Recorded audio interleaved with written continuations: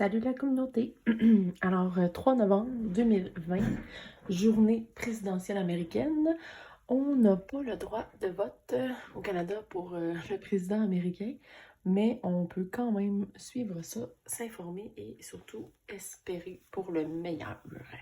Alors, ce soir, je fais une page sur du papier Chaque jour compte. Encore une fois, j'avais acheté un grand relié. Un grand relié Chaque jour compte et je l'ai coupé et perforé. Voilà.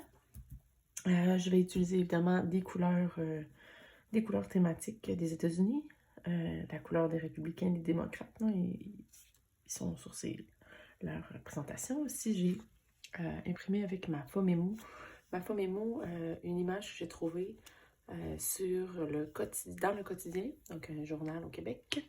Ça c'est pour les républicains, avec Abraham Lincoln et des choses qui leur tiennent à cœur, entre guillemets. Et ici pour les démocrates, donc c'est comme leur emblème. Là. Et j'adore cette image, donc l'affrontement entre les deux. Alors, ce que je vais faire, c'est pas très compliqué. J'ai imprimé une image de une carte américaine avec le nom des États parce que bien que je sois prof d'histoire au secondaire et que j'ai une formation en sciences politiques, je ne connais pas l'emplacement de tous les États américains. Donc, c'est parfait que ça soit écrit pour moi. Alors, je vais colorier les États qui ont été remportés par les démocrates puis par les républicains. Puis, je vais aussi me faire un espace sur ma feuille pour le gagnant là, de la soirée électorale. Et voilà. Et en même temps, en le suivant, ça va me permettre de répondre aux questions de mes élèves parce que mes secondaires 4, on m'a posé beaucoup de questions aujourd'hui sur les élections américaines. Alors, bon visionnement!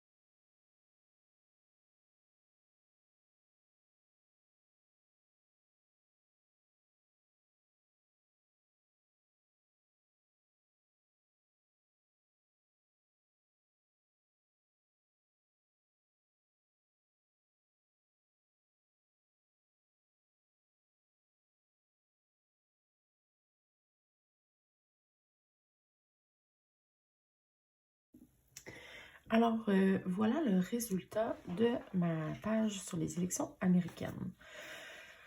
Donc, il est 9h20, 3 novembre 2020. Voici de quoi a l'air la carte en ce moment. Donc, les États en rouge, c'est les États qui ont été gagnés par les républicains. Et donc, comment ça fonctionne, le régime présidentiel, c'est un peu compliqué. Personnellement, je trouve ça un peu compliqué. Mais c'est pas nécessairement plus l'État est gros, plus il y a du pouvoir décisionnel, là. C'est vraiment en termes de nombre de population qui s'y trouve. Donc, c'est pas nécessairement plus c'est rouge, plus ça va être nécessairement républicain qui va l'emporter pour la présidentielle. Donc, ici aussi, donc, vous avez l'impression qu'il n'y a pas beaucoup de bleu, mais il y a vraiment des petits États importants ici aussi, là, qui ont beaucoup de poids dans la décision aussi. Donc, il faut voir ça comme ça.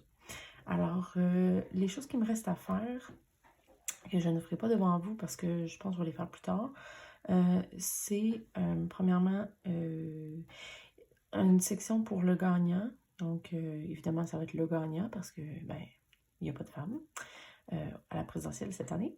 Donc, le gagnant, donc, est-ce que j'écris juste, est-ce que j'écris le nombre de représentants? Est-ce que j'écris le nombre je sais pas, juste le gagnant? Donc, c'est ça que je vais voir. Alors, voilà, c'est tout pour ça. Puis, je vous dis à bientôt. Bonnes élections, mesdames. Bye.